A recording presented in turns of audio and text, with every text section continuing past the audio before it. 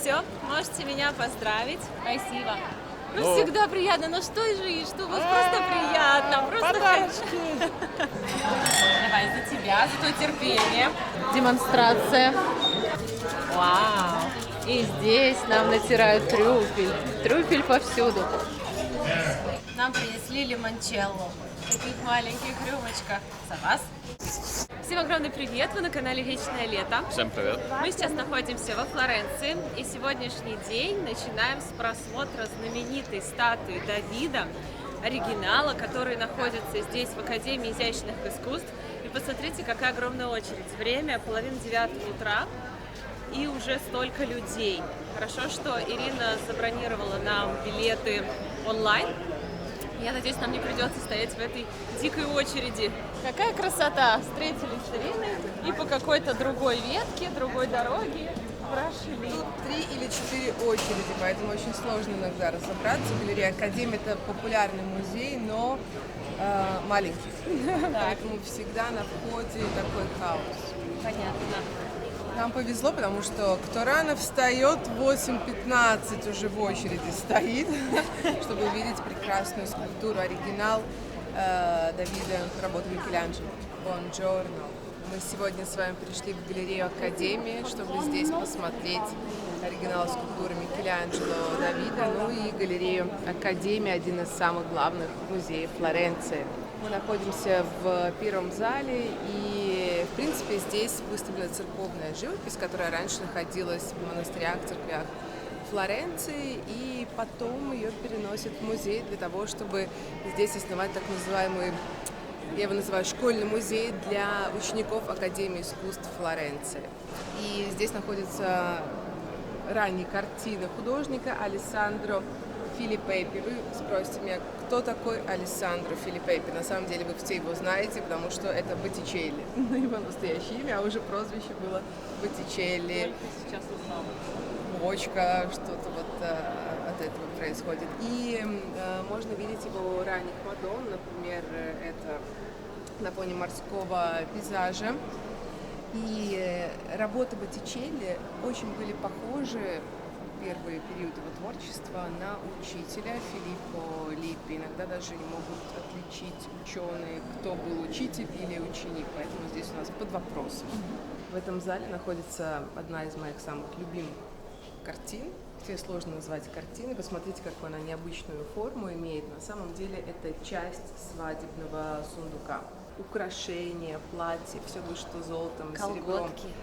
На самом деле очень любили роскошь во Флоренции, особенно в эпоху Возрождения.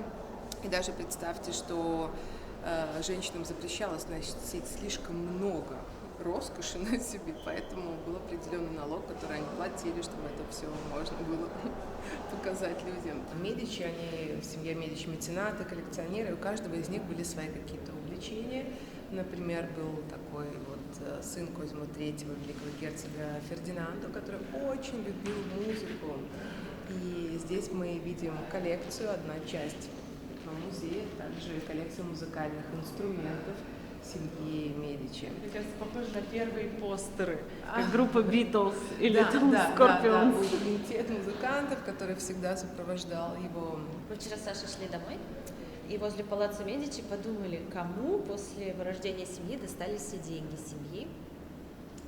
Хороший вопрос. Есть информация? Точно не мне. Хорошо.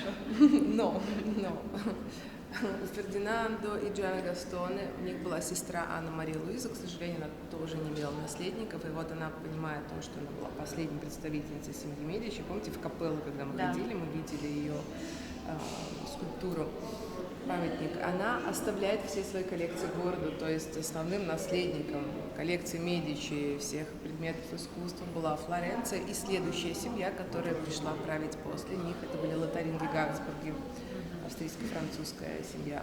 А банк, деньги, вот это все. Ну, банк Медичи, он уже прекращает свое существование намного раньше.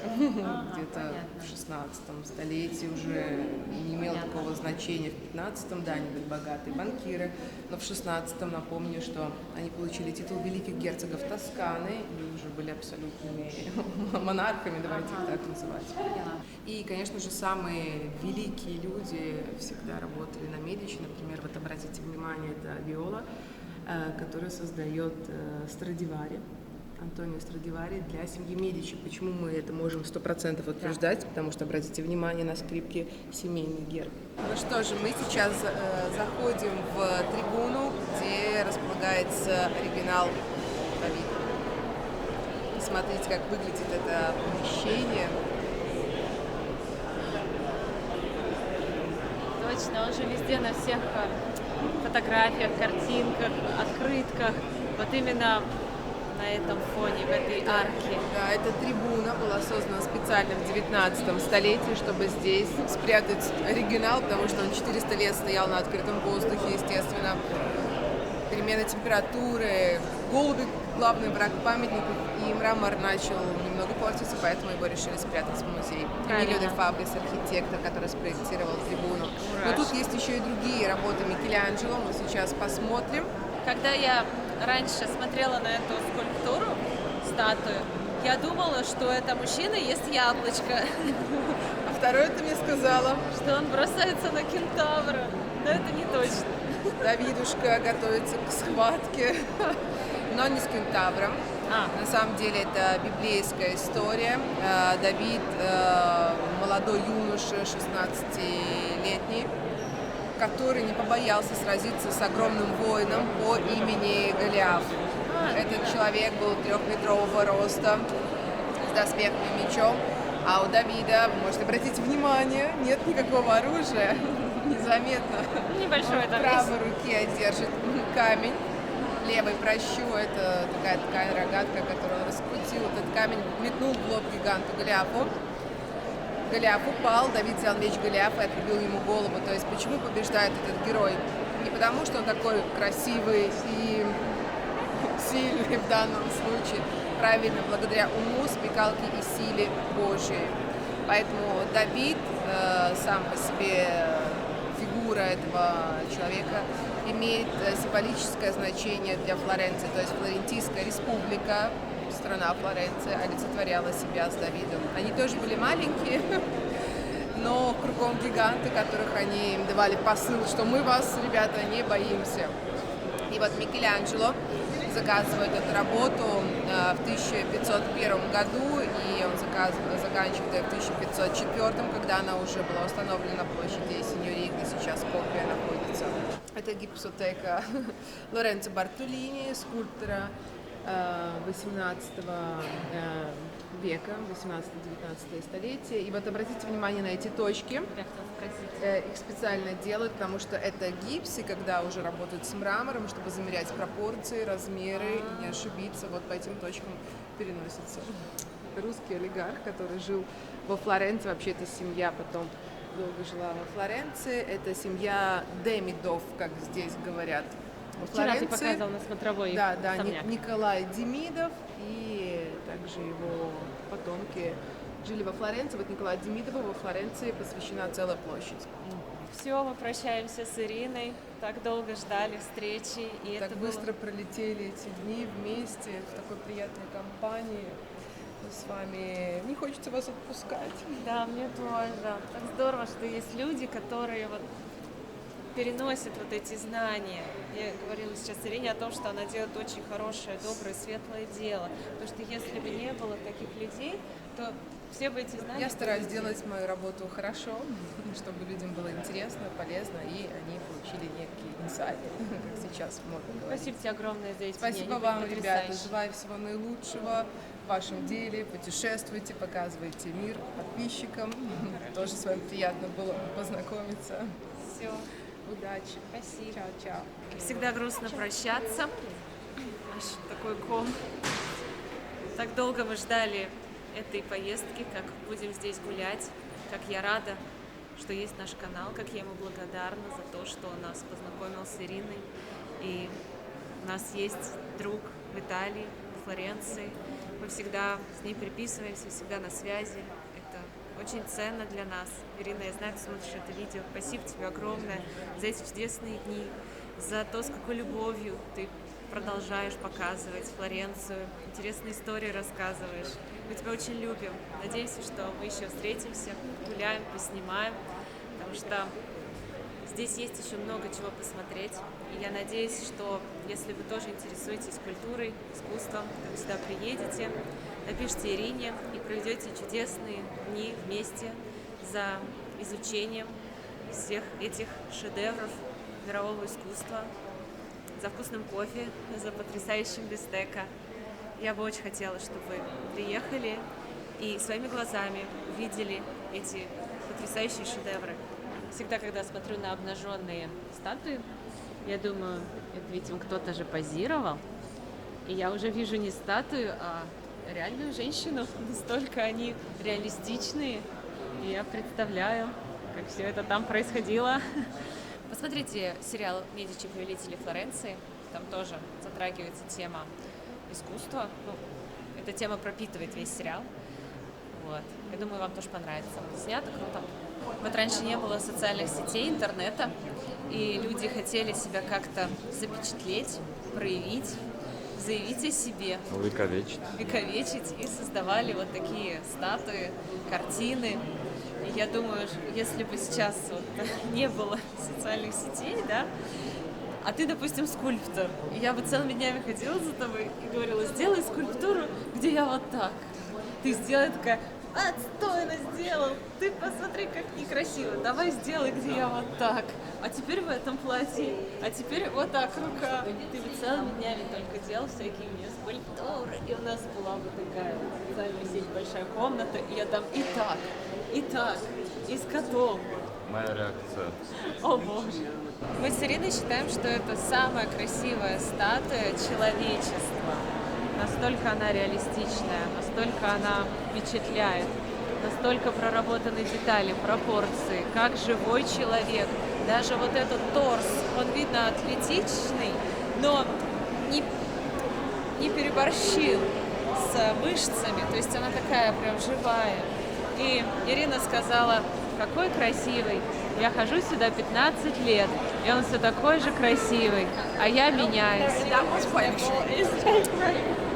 Я сейчас подумала о том, я очень надеюсь, что мы сюда еще приедем. Я не знаю, в каком возрасте, как сильно мы изменимся. Но время идет, это печально. Время идет, это печально, но это нормально, потому что мы не камень, не мрамор, мы меняемся. И важно ценить каждый прожитый день и наполнять его смыслом. И вот такие поездки, я считаю, наполняют смыслом. Они в тебе раскрывают все самое доброе, светлое, потому что прекрасное пробуждает доброе. То, что мы все изменимся, постареем и уйдем, это факт. Но то, как мы проживем наши дни, зависит только от нас. И я от всего сердца желаю, чтобы каждый ваш день был наполнен приятным, добрым и светлым. Время 15 минут 11, и очередь стала еще больше. Теперь она в две стороны, огромная, не видно конца и края. Как хорошо, что мы встали пораньше. Вообще я встала в 5:30, чтобы собраться и прийти первыми, сделать хорошие видео, фотографии, при этом никому не мешая. Сейчас там у Давида вот так просто много-много-много людей. Я даже не знаю, как там сфотографироваться. Вот, ребят, смотрите, вот эта очередь, она здесь не заканчивается, вот она идет туда дальше. Знаете, шоколадки Линден? Вот так у них выглядит логотип. У нас даже продаются в Саратове. И здесь у них свой бутик. Продаются шоколадные изделия. И нас угостили конфетами. Просто приходите, вам дают конфеты. Мы сейчас не будем, мы потом с кофе сидим. Вообще у нас в планах было подняться на купол, но опять вот как я хочу стоять в очереди, Саша не хочет. Я его понимаю, потому что это скучно, нудно и прохладно. Я тоже как бы не особо горю желанием, но подняться хочется. Мы в прошлую поездку не поднялись, потому что была огромная очередь, и мы решили в эту. В эту еще хуже, по-моему, очередь. Поэтому не знаю. Пили водичку. 1 евро. Просто, чтобы вы понимали размеры очереди. Мы не просто так не хотим стоять, потому что есть основания. Вон видите вход? Вот там она начинается. Вот так, вот так, вот так, вот так идет, здесь поворачивает, идет туда дальше, опять поворачивает. И что самое ужасное, она вот так по кругу, и она не движется, как будто вообще. Тут можно простоять часа 3. И в лучшем случае, ближе к вечеру, наверное, попадешь. 11 утра, и все вышли гулять. Посмотрите, сколько людей на мосту. Мы сейчас пробиваемся буквально на ту сторону, потому что там хотим посмотреть сами и показать вам самые вкусные канноли, где продаются. Канноли — это такая, как полутрубочка с сырным кремом, с шоколадом, итальянский десерт. Давно хотели попробовать, но все никак. Хотели в самое лучшее место. И вот у него прям высокий рейтинг. Надеюсь, там будут столы. Хотим взять кофе, посидеть. Мы вообще давно хотели где-то в кафе посидеть, чисто попить кофе. Но здесь везде где-то 3,5 евро за посадку. Это нужно отдать 700 рублей за двоих, просто чтобы сесть. Еще ничего не заказала, 700 рублей уже плати.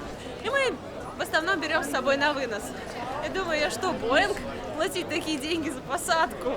Конечно, на этом мосту очень красиво. Золотой мост, здесь много магазинов с ювелирными украшениями. Все сияет, сверкает. И серебро, и золото, и драгоценные камни. И я не скажу, что прям очень высокие цены. Я тут уже присматривала. Нормально, можно купить себе что-то памятное из поездки во Флоренцию. Рассказываю, где находится. Спускаетесь с моста из старой Флоренции, мы ее так называем, это старая, это новая. Прямо спускаетесь с моста, и слева будет Гинус Бейкери. Вот там самые вкусные канноли, как говорят. Сейчас мы это проверим. Вот, посмотрите, какие здесь вкусняшечки. Канноли с фисташкой, с маскарпоне и с шоколадом. Выбираю между классическим и с шоколадом. Еще вот такие трубочки, тоже с различными начинками. Круассаны 1,5 евро. Ну и еще печенье вот это вот, типа бискотти, как-то оно так называется, с фисташкой. Тоже очень вкусное. Но сесть негде, столов нет, к сожалению. Смотрите, сколько здесь фотографий довольно счастливых клиентов. Классно. Прям они такая раскрученная сеть, но цены не очень высокие. Мы взяли классическую. Она такая сырно-сливочная. И шоколадная крошка. Пахнет шоколадом. Очень вкусный сливочный сыр. Какой-то, знаете, такой, как творог. Творожный. Не сильно сладко. Кофе не хватает. Хрустящее вот это вот. Какой-то блинчик. Но говорят, что оригинальные канноли на Сицилии. А здесь они отличаются, но тоже вкусные. Обалденно, здесь вкусно. А еще здесь живет знаменитый пес. Очень классный. Ой, ты такой джентльмен, да? Ты такой интеллигент у нас. Очки, сердечки, шляпка. И лежит нога на ногу. Мне очень приятно. Очень приятно с тобой познакомиться. Флорентийский пес. Ты, наверное, часто гуляешь по музеям? Да. What his name? Рокки Бальбоа. Like Рокки, да? Ты мой красавчик. Ты мой итальянец. Хорошо. Ну, всего хорошего тебе. Всего хорошего тебе. Давай. Чао. Пока, чао. Мы зашли в Шанель, чтобы посмотреть очки. И мне очень понравились вот эти. Такие классные. Мы в прошлый раз не купили. Мне было жалко, что не купили. Надо было взять. Вы приехали, и здесь снова классная форма. В других городах Шанель не было подходящей мне формы. А здесь нашли. Мне очень нравится. Хочу. Ну все, можете меня поздравить. Я нашла свои прекрасные очки. Несколько дней в свободное время я заходила в разные магазины, смотрела. Вроде нравится и вроде не нравится. Как-то вот, знаете, и то, и сё, не сё. А мне хочется, чтобы вот я взяла вещь, примерила и прям вот 100 из 100. На меньшее я уже не согласна, потому что стоят они недешево. И вот эти как раз тот случай, когда я надела и прям вау, мне нравится эта форма, мне нравится, как они сидят, как они сделаны. И я прям такая, ой, как они нравятся. И Саша говорит, ну давай возьмем, дарю. было очень приятно, тем более в таком знаковом месте, во Флоренции. Это мой любимый город, на площади Синьории. Это мой любимый магазин. Здесь Саша мне подарил мою первую Шанель. И, конечно, мне очень хотелось именно здесь совершить покупку. Что интересно, я заходила периодически в Шанель в других городах, в Бангкоке, там, в других городах Азии. Нет такой модели. Вообще какие-то модели мне они не шли. И я уже думаю, наверное, я тут не куплю себе очки. А вот здесь нашла. Это должно было случиться. В прошлый раз не купили. Купили сумку, были еще очки. И мы такие, ну, что-то надо подумать, уехали. А потом думаю, надо было взять. Саша говорит, надо было взять. И вот, вернулись и дело доделали. Все, ура! Теперь идем отмечать. А на российский паспорт здесь не дают таксли. Поздравляю. Спасибо. Носи с удовольствием. Буду носить с удовольствием, снимать видео, чтобы солнышко не мешало мне рассказывать вам интересные истории. Ну да, в этих очках просто уже невозможно снимать, они уже как бы выцвели. Они одни, не дай бог с ним что случится, как бы, знаешь. Ну, Ну, всегда приятно, но что же, что у вас просто приятно, просто Подарочки! С Флоренции подарочки надо брать. надо брать. Ну, я согласен. Главное, чтобы радость приносили. И удовольствие, отношения. Фишка этого ресторана в том, что когда заказываете определенную пасту, ее вот так вот месяц прокручивают в сырной головке. Сначала туда наливают оливковое масло, вот так вот все. Она, наверное, тепленькая, и сырочек тает, а потом туда добавляют пасту, вот так вот крутят, и получается максимально насыщенный сырно-сливочный вкус. А, я поняла, это они что-то Масло. налили, я не знаю, но что-то, Керосин? что горит, либо вино, наверное, не горит, да? Нет, Ну, какой-то алкоголь, чтобы сыр начал плавиться. ну, вряд ли керосин. Ага. Много сыра, как наскребли. Интересно, это на сколько порций? Дальше они приносят пасту, уже готовую. Она, кстати, уже тоже с соусом. Все такая горячая, красивая. И начинается магия. Оливковое масло. И вот так очень аккуратно, очень аппетитно все это перемешивается, пропитывается соусом, и получается невероятно вкусная паста. Кстати, мне еще трюфель, поэтому аромат на всю улицу. Все раскладывают по тарелочкам.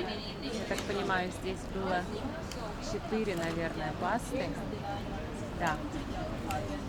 Как вот ровно, да, все распределить, чтобы всем ровное количество досталось. Как тут пахнет, вы не представляете. Вот этот трюфельный запах. Дальше все, перчим. И дальше щедро натираем трюфель. Выглядит просто потрясающе. Мне очень нравится. Хочу поскорее съесть. И трюфель здесь не жалеют. Наконец-то мы дождались свой столик. Ура! Принесли хлеб, оливковое масло, вино. Мы хотели попробовать здесь белое вино с этой пастой, и нам посоветовали, какое лучше взять. Давай, за тебя, за твое терпение, то, что стоял со мной в очереди, я очень хотела. Легкое, прохладное, такое вкусное, не сильно терпкое, не сладкое. Вот мне очень нравится это вино. Прям вот оно не кислое, прям такое вкусное. Оливковое масло сейчас попробовала. Оно классное. Я же уже после экскурсии в Пьянте разбираюсь. Такое насыщенное. Прям горчит. От горла так вот пощипывает, приятно. Еще принесли какие-то...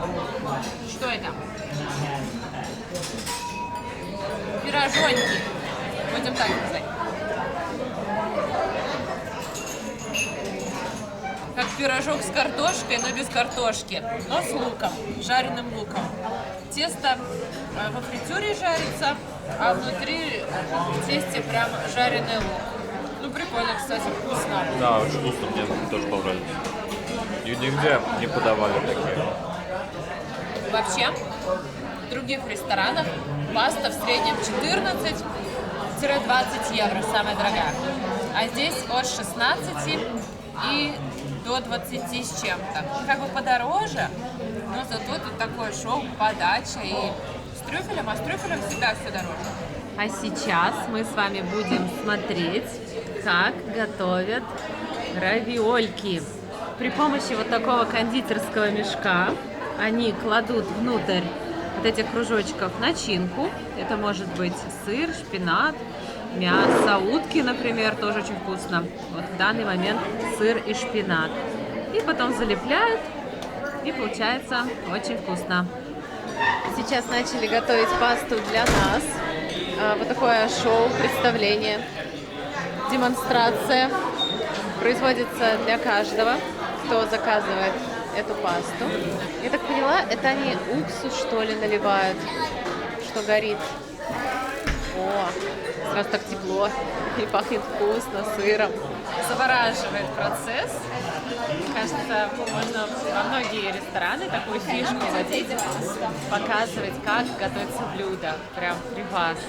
Что интересно, этот ресторан работает с 12 до 3, в 3 часа он закрывается, и потом откроется только в 7 часов вечера, уже на ужин. То есть можно прийти сюда на обед или на ужин.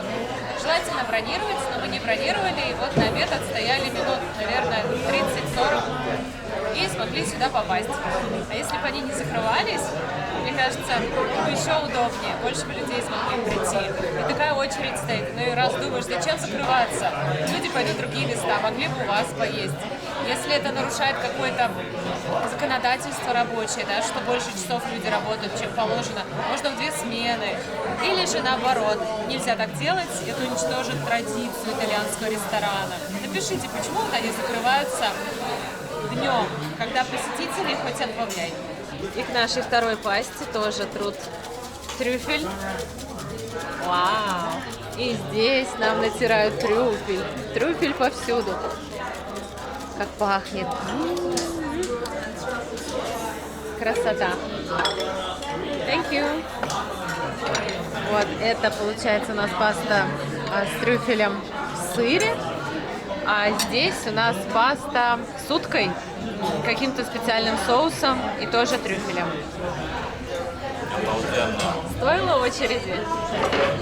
Это реально самая вкусная паста. Да? Офигенно. Нежная, сливочная. Раскрывается трюфель. Если любите пасту с трюфелем, то как кайфанете.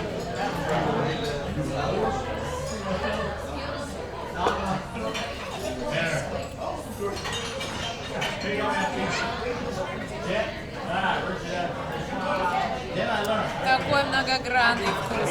Сначала ты чувствуешь вот этот соус трюфельный, потом вкусную пасту, потом правильную солоноватость, вот это вот тесто хорошее, яичное, потом свежий трюфель, как вишенка на торте, такой легкий акцент, приятный. Вообще, это вот произведение, не плоская еда. Прям так, вау. Особенно если добавить вина. Прям очень хорошо. Так, а здесь у нас, это по типу как лазанья. И здесь мясо утки.